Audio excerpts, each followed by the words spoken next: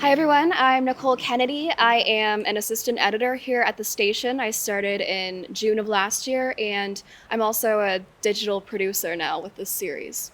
Hi, I'm Aidan McGarvey. I started off here as an assistant editor as well, about 3 years ago, maybe a little bit more, and then recently, about 1 year ago, I moved back up to being a full-time digital content producer. Together, we produce the Teachable Moments series that I'm sure you guys are already a little bit familiar with, from what I hear. Hi, I'm Rachel So from OCA Pittsburgh. Hi, I'm Ralph Crew, professional nerd and huge fan of Up. And this is our Teachable Moments. We used to do this large, like studio-style talk show here called IQ Smart Parents. I don't know if you guys have ever seen any bits of that, but it was like a full-on like stage production that we used to do. They used to have guests on and everything. At some point during COVID, we obviously stopped doing that, but we still had this massive budget allotted to it. So what we decided to do was take this other series that we had been doing called Teachable Moments just as a little like side thing that would sometimes play on that talk show and make them into just small 1 minute interstitials that we would release every 2 weeks, and we do 20 per season, and they would go on television as well as on our website, and they're like, just little 1 minute things for children ages pre-K to kindergarten. We are currently, I think, 5 episodes into season 2? Mm-hmm. So yes, and we've been, renewed for 20 for this season, which I know you guys will be helping us out with one of those. Camera, rolling. Sound, speeding, and action. They're relatively straightforward. We just find an educator, we find a lesson that they can teach a child in 1 minute, and it's usually aimed towards like 4-year-olds, 5-year-olds or something, usually just something as basic as, here are some cool shapes you can make with your body with acrobatics, here's how to sign the alphabet in sign language. Yeah, it's all about making something like super simple, like really creative, and something that a child would be able to understand. So that's something that's a little bit of work, and you have to get used to trying to get on the level of someone that's in kindergarten or even younger. Yeah, and have it be only 1 minute, so you don't have a lot of like explaining to do. So we keep them extremely simple. They're very straightforward, but they give us a lot of like kind of creative freedom to sort of have fun with it. Usually, I mean, we're working with educators all the time, so generally they have a very fun, energy, like, someone who's really good at getting kids excited about stuff. So the shoots are always very, very fun. The people we work with are always very, very nice. Mm-hmm. I've had a lot of fun producing it, honestly. We could talk about pre-production. Our education department are usually the ones that are finding people, generally. We have found a few ourselves, but most of the time the education department reaches out. They have them write a script, and the most important thing that they look for when they're like reviewing people's scripts or whatnot is a call to action. And what we mean by that is like telling them like, here's how you could do what I just talked about at home or something. Sometimes it is just talking about like plants and herbs and stuff, right. But usually there always has to be one little just send off at the end. I guess a couple examples from this season was we did an episode on breathing and meditation. Call to action at the very end was to find something around you in your own space when you get a little anxious and take some time to focus on an object. We did another one about making dumplings, and Rachel, who was in the episode, who was our educator, she explained how to make dumplings with your family, and at the very end we showed there was a lot of different ways to make dumplings or to have different traditions with your family. Yeah. So it's small things like that. Yeah, exactly. Just dumplings of every culture and different ones that you can find of that sort of food style. Lots of cultures have some form of dumpling. Depending on where you're from, it could be ravioli, pierogi, or yomari. The shoots are generally pretty straightforward. I don't think I've ever been on a shoot for one of these that has taken more than maybe like an hour to 90 minutes. Like generally it's a 1 minute script. Sometimes people are off book. Sometimes we need to feed them one single word at a time, honestly. Regardless, it never really takes all that long to do. We can like have them take it like one sentence at a time. We usually have them just in a one like single shot centered, and just have them like go through the script at their own pace. And then after they're done that, we shoot whatever B-roll we need to cover that a little bit. And sometimes we add stock footage and editing, but most of the time, like I said, it's only like a minute long. It's after we get the one set up when everyone's finished with their script, we get to be creative and we get to, pull out some cool shots. One that I can remember, I was filming with this guy, Boaz Frankel, and yes, that's his real name. He is a gardener guy who we're actually thinking about doing a show with soon, because he has this just amazing, like, Bill Nye, the science guy, kind of energy to him. And he and I were just talking about Bill Nye, like when we were like getting set up, ready to film just in his back garden. It was just kind of like, well, what if we did like, we had him go through the script. Like I said, we usually have him in just like a single shot, like centered. But I was like, what if we just like did every single shot completely different just for fun? So just have him pop into frame, have him like, I don't know, pop up from the bottom, or just, he's on one side here, he's on the other side there. Just kind of like just get creative with it, try it a couple different ways, and it still only took, maybe like 90 minutes. Maybe nibble on some oregano. The fun of this is we're taking the personality of the educator and trying to turn it into something that's really fun for the kids to watch at home. Mm-hmm.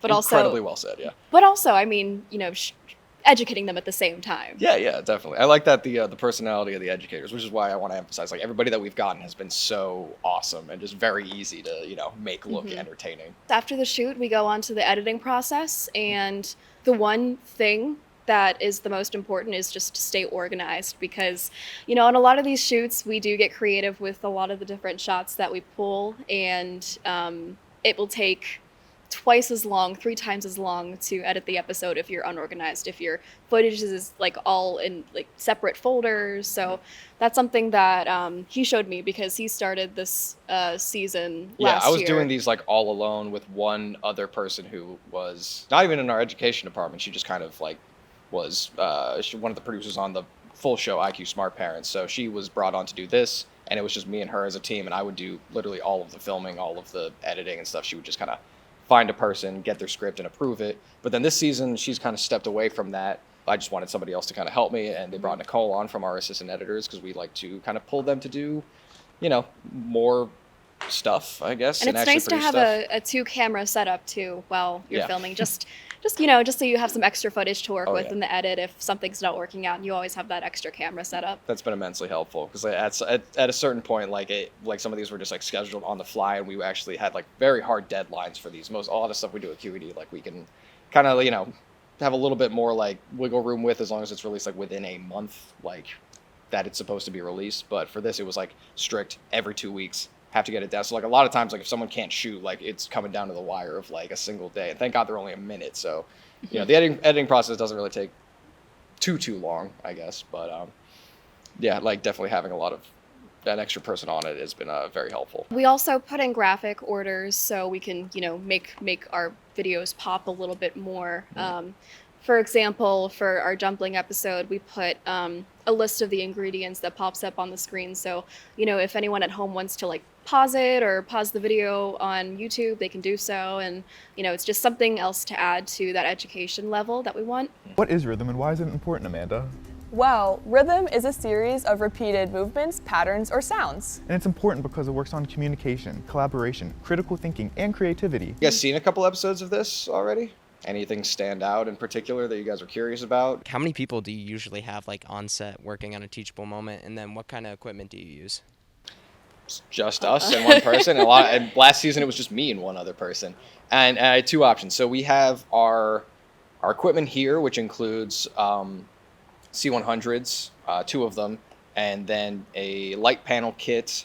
We've recently upgraded and got like a couple new things on top of that, but like season 1, that's mostly what it was.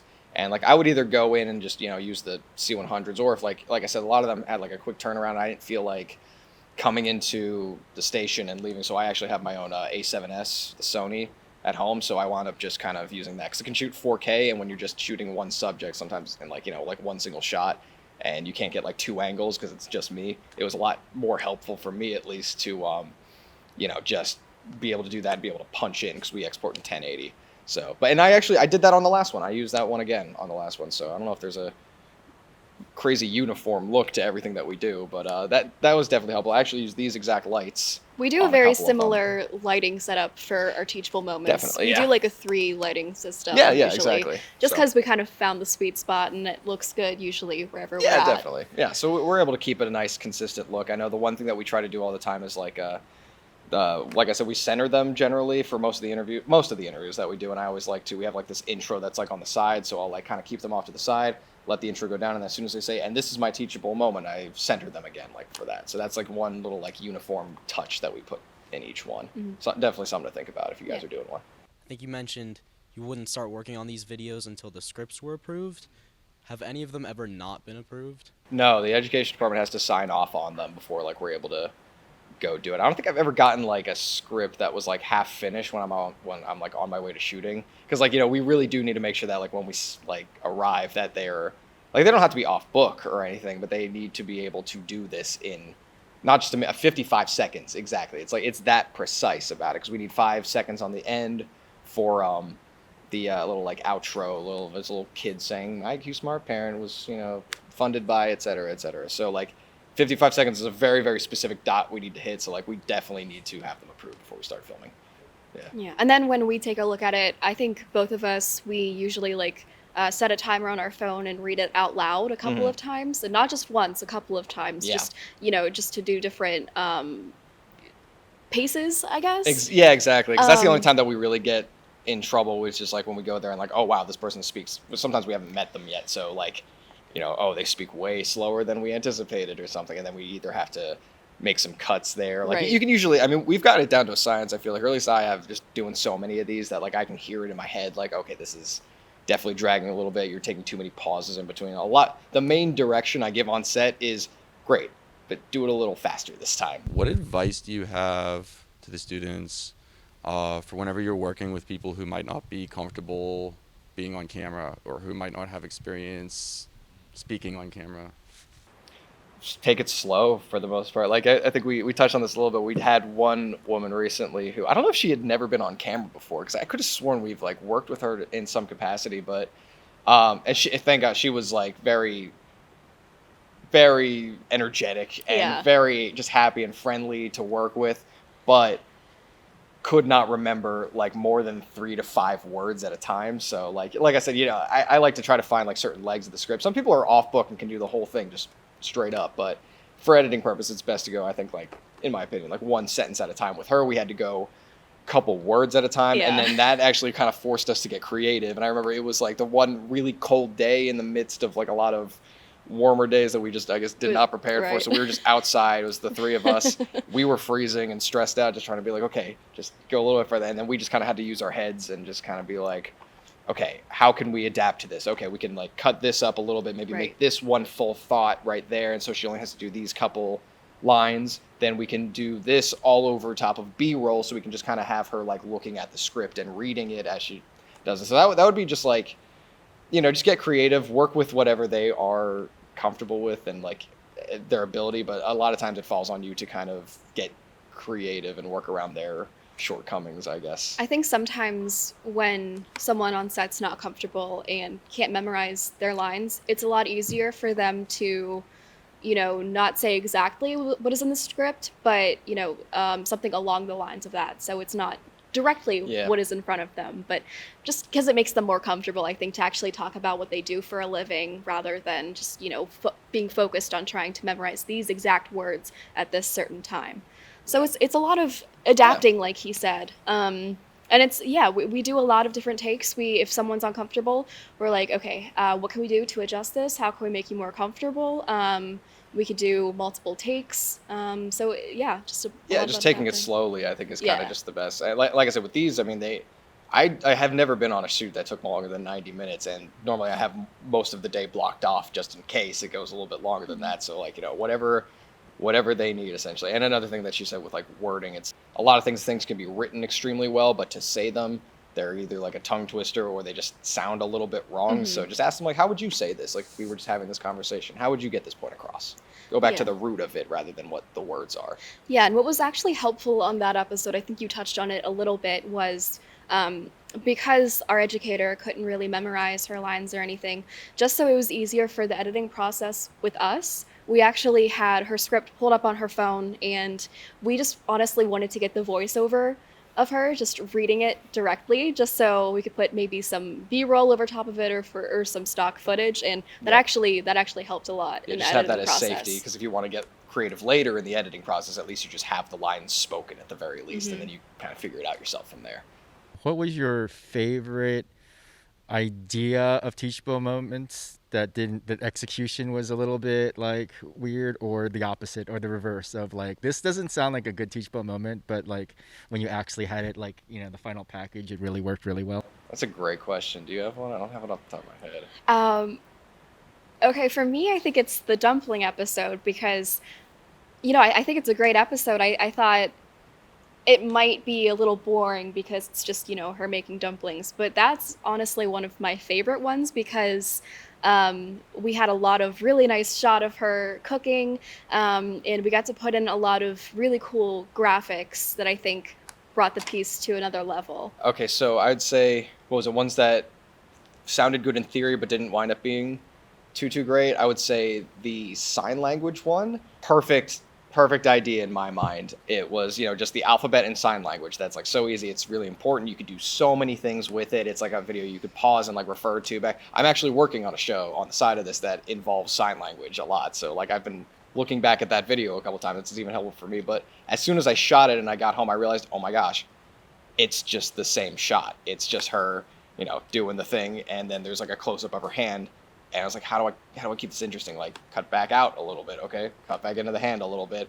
And so what we decided to do is like add graphics. Like we said, sometimes we don't even know what graphics we're going to use until the end. Sometimes they're in the script, but a lot of times you're kind of sitting there and you realize, oh my God, this needs something else. So we decided to, okay, I'll get her to render every single letter and I don't know, just do something fun with it. And she came up with doing like each letter in like a completely different font, so it looked kind of funky and fun, and we kind of just popped those up next to each one and like slid a few of them in and stuff. So like it took a little bit more finessing, but like initially that seemed like it would be like the perfect one, and just it wound up being a lot more of a challenge than I thought. The opera singer, that was another one that we like just had a little bit of extra time. Like there was no B-roll for that one, so literally it was just like, okay, how can we make each shot very different? And I like that as an example actually, because one thing I thought of for doing that, it was like, she said like, we can sing hi, and then we had like, I did like a shot like from the brighter side of her face, because I had it like a little bit more on one side and then darker on the other, so we had hi over here,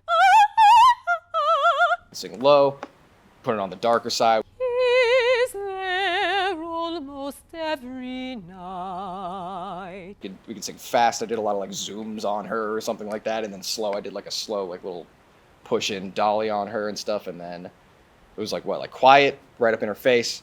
Loud, I like did a wide shot of this entire studio with her just like very, very tiny in the frame. And like that was all, again, just like kind of just thought up on the fly, just something creative that we could do to make it pop a little bit more, especially because we didn't have B-roll and stuff. So that's what you always want to think about is like, if I can't cover this with B-roll, how can I make this different from just the last shot that I have, other than, cutting to a different angle. Exactly. I think that's why we like those so much, because there's a lot of room to be very creative in the shots you do and the edits, and even the music is a lot of fun. How do you all like find topics that are like age appropriate for like the range of age groups that you're trying to reach? A lot of them are people who, I guess, teach that age already. Just educators in general are usually good with kids. So it's like anybody who already works with kids to some capacity, that's always like a good tell, I guess. And our education department is so great. So they have a lot of experience with, they know everyone, with what works, maybe what hasn't worked in the past. And, it's something that that keeps the kids interested. So I think it has to do with a lot, like you said, with the educators themselves. Yeah. And we try to just make it a little more creative in the exactly. I think it, like the call to action, I think is the big one. Like just thinking about that in your head, like, okay, is this something that like a child of this age range would do? And I don't have kids. I don't really know. I'm not too well versed in that, but after doing enough of them, I know like, okay, this is simple enough for just like the youngest of children to possibly understand and get some enjoyment out of, I'm sure. Oh, and they have to be fun and visual to some degree. That's probably most important. A lot of movement, whether that be camera movement or, just the educators themselves, just like, I don't know. Yeah, just having fun, being very energetic also helps. Like I said, if it is, like if you do get caught in a situation where you're just filming a person doing something, have them sell it. I usually like to have people talk with their hands and stuff. Make sure that they're talking in a manner that sounds like they're talking to children, for sure. So that's a good segue, because I wanted to ask about your post process, which it sounds like starts when you're on set.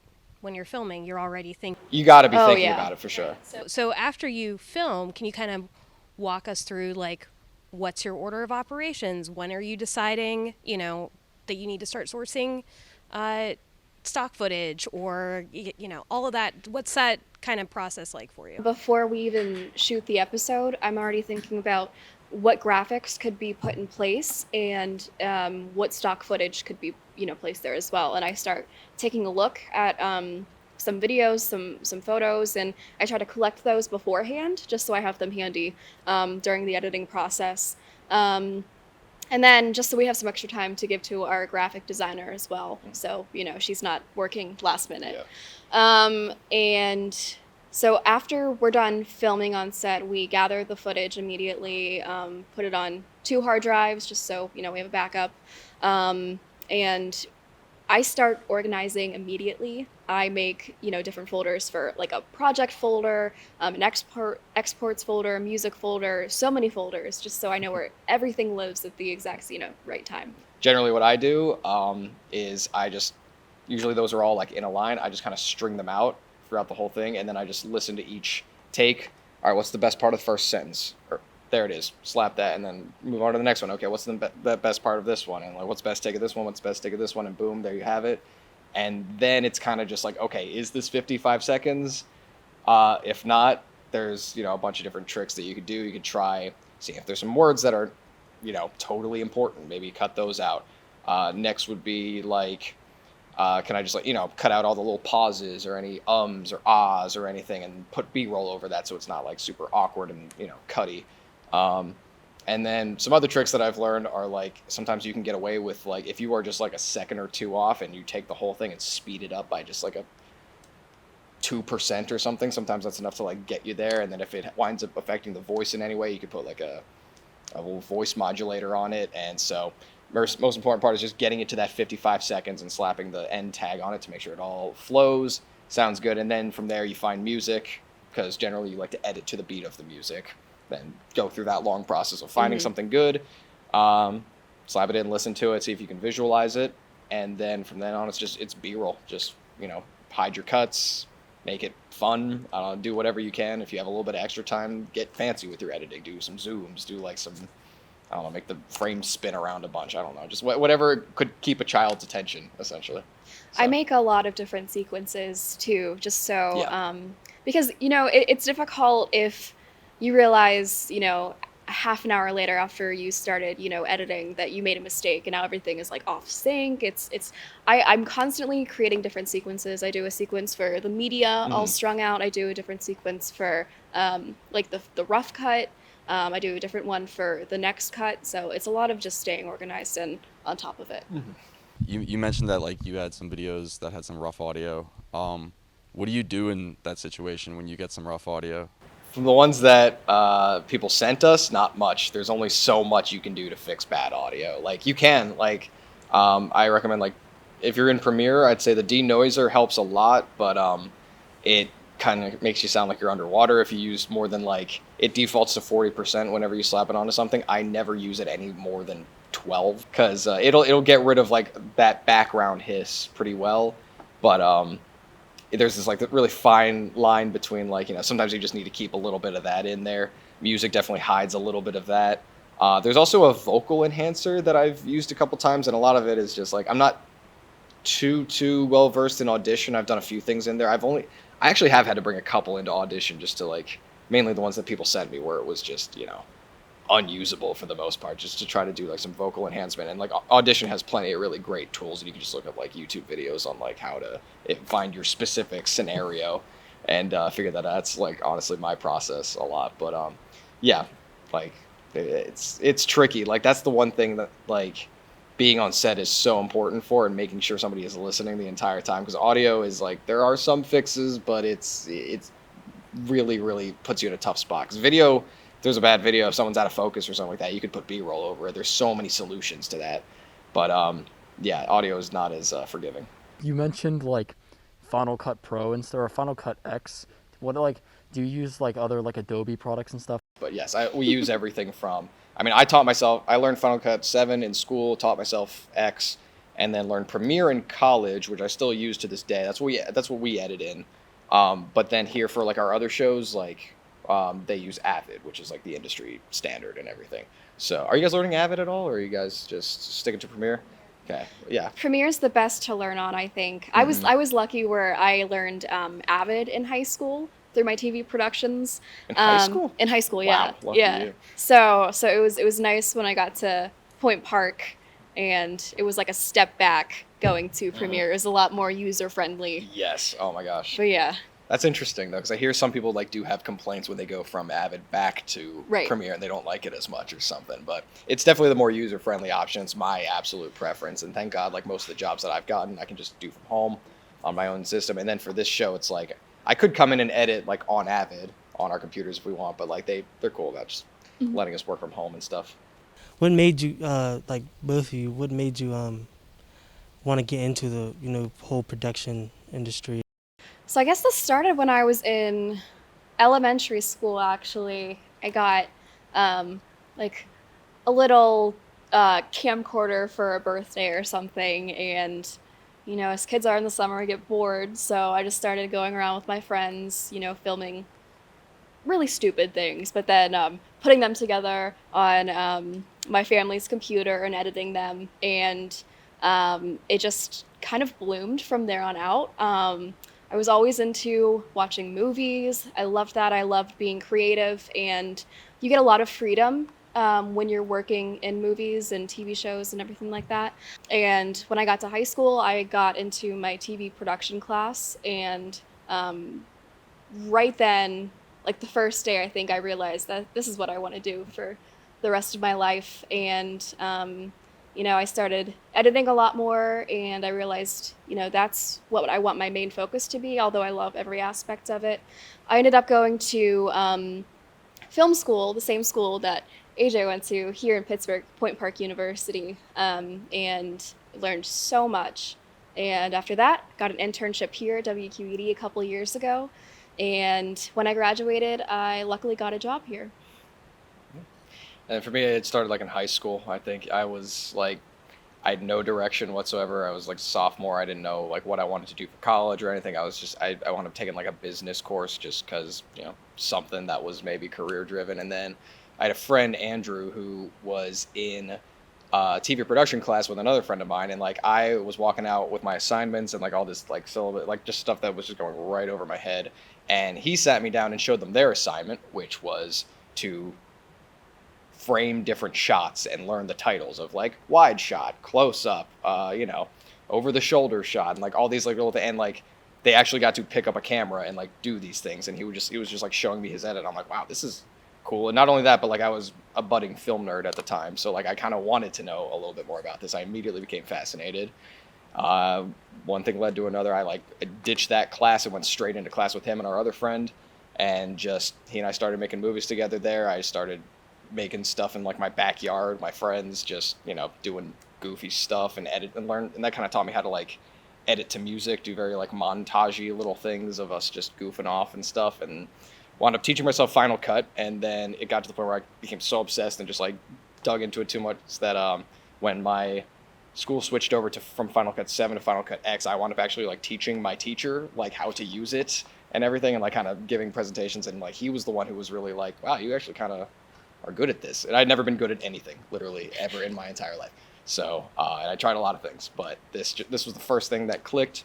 And then that same friend Andrew, we wound up going to Point Park together, and then ironically he wound up working here at WQED right after we graduated. And then a little bit into it, I was kind of just in between jobs, just doing basic film, PA work on whatever places would hire me. And then he just, you want to give this a shot? And I was like, yeah, why not? So now I'm here, and yeah, just following his, riding his coattails pretty much all the time. How do you think working on this series and the projects at WQED have kind of influenced where you want to go with your film and video media careers and some of the projects that you do on your own? At Point Park, they really stress narrative filmmaking. That is like your main focus and everything. And that's what I always wanted to do. Like I said, in high school, I was major film nerd. I loved storytelling and stuff.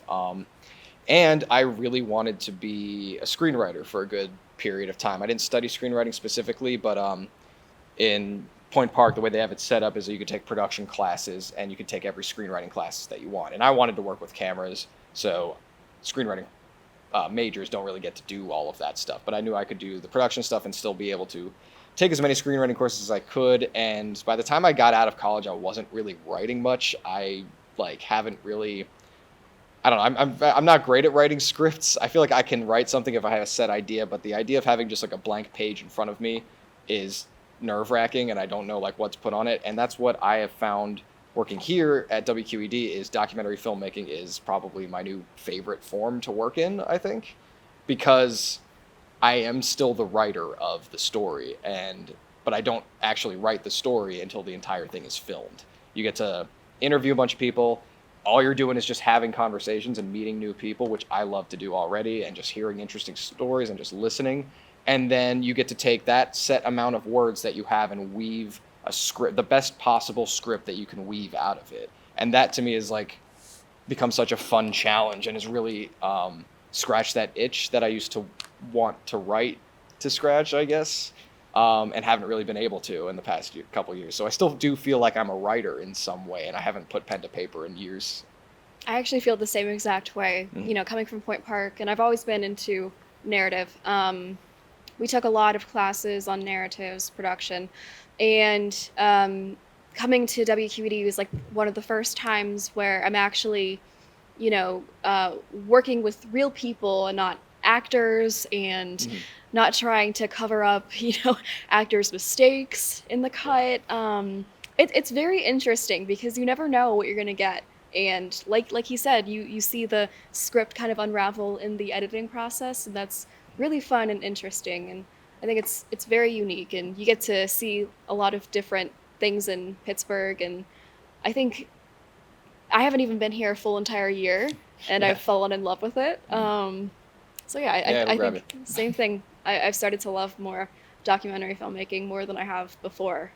What are you working on right now? Well, I just finished up a Sessions episode. I don't know if anyone here knows what they are. It's basically, I'll just give a rundown. It's basically a short little series that we put on our digital platforms where we find a Pittsburgh-based artist or someone in Pittsburgh, a band, a singer, and we film their performance of one of their songs, maybe two of their songs, and we do a short segment at the very end of the episode where it's a short interview. It's them explaining their band, their genre. So I just finished up an episode last month, and I'm working on trying to find some more bands in the area that would be willing to do that. We also do a lot of other short series here. There's another one called Pittsburgh Eats, where we go to different restaurants in the area. Could be Allegheny County, could be somewhere a little further away, and we showcase some food. We get some beauty shots of the food with some good lighting. He's really good at that. Those are a lot of fun. And we talk to either the owner, chef, someone that works there. So that's something else that we do here. It's a lot of fun. Yeah, we these are our like digital shows, which is basically my job is essentially just doing episodes of those, whatever is needed. Like usually we try to release one of each series a month, and there's actually only 2 people that are on set that are just like dedicated to that only, and it's me and one other person, and the rest are either like like our larger producers will sometimes take on some of the smaller shows. We pull our assistant editors to do a few of them. We have, like, my supervisor does them a couple times. We have a couple people that are just on call. And then I also have the freedom to kind of just work on any kind of, like, bigger projects that I would like. Like she said, there's shows that are kind of semi-monthly shows, like Sessions, Eats. We have one called Just a Minute, which is, just a 1-minute thing about usually either technology or just kind of new innovative stuff going around Pittsburgh. Has a very distinct style to it. And then Pittsburgh 360, which are basic just 3 to 5 minute documentaries on whatever. And then if it goes beyond 3 to 5 minutes, we usually just call them a digital doc, which, like, the ones that we make for television, the main thing that we do, like, as a company, our larger producers make 30-minute style, documentary style content for television. But for us as digital producers, I've gotten to do one of those when veteran producers were a little bit more busy with some stuff. They put me on a 30-minute, but generally I work on things that are like 10 minutes or less. So like recently I did one on the circus that was 10 minutes. I did one on the World Championships of Extreme Pogo Sticking, which is 10 minutes. I get to like kind of find weird subjects that fascinate me and like, you know, actually just make stuff. And usually we get a lot of creative freedom to do whatever we want as long as it's relatively uniform and fits with our, you know, style and values here, I guess. Keep yourself open to opportunities, and networking is huge, especially in the Pittsburgh area. That's how I've gotten most of the jobs that I've had in the past, and Yeah, it's not hard to know people here in Pittsburgh. It's a small town, and you know, you do one shoot on like with a group you've never worked with before. There's like, you know, at least 10 new connections right there, and they will most likely remember your name and, you know, have your information on hand if like you need anything. So just go out and do as much as possible, because it won't take long before like every set that you're on you recognize somebody around here, which is what's I think is so much fun about the Pittsburgh film scene. These all here, all these guys, you're going to jump start on the networking thing. Yeah, absolutely. Yeah, definitely. It's all about who you know. Yeah. It sounds like such a cliche, but it's like I can't tell you how many times that has just rung true to me. And what I've learned in being in the Pittsburgh area is people love to help people. Yes. You know, in the film industry too, people are always, you know, texting each other saying, hey, are you free this weekend to, you know, PA or help out on this set, or can you edit this piece for me? Or it's a lot about communication.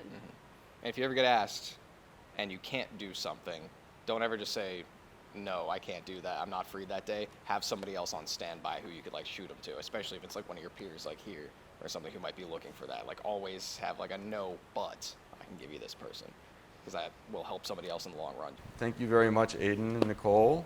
Thank No you. problem. Yeah, thank you for having us. It's been great. Thank you guys. Thank you.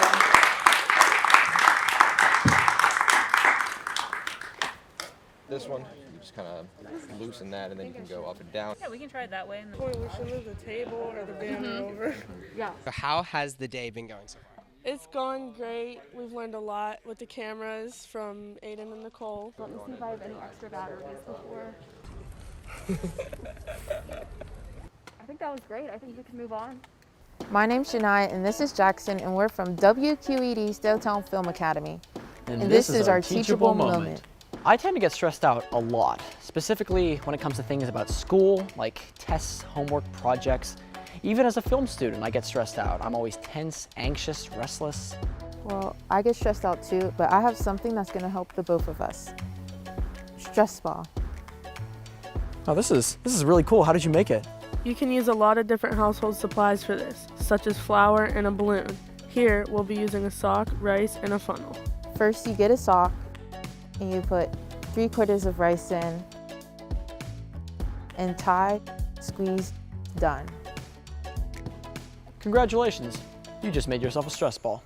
It's a soothing process using the stress ball, and with the help of an adult, you can make your own stress ball at home. IQ Smart Parent Teachable Moments are funded in part by the Grable Foundation.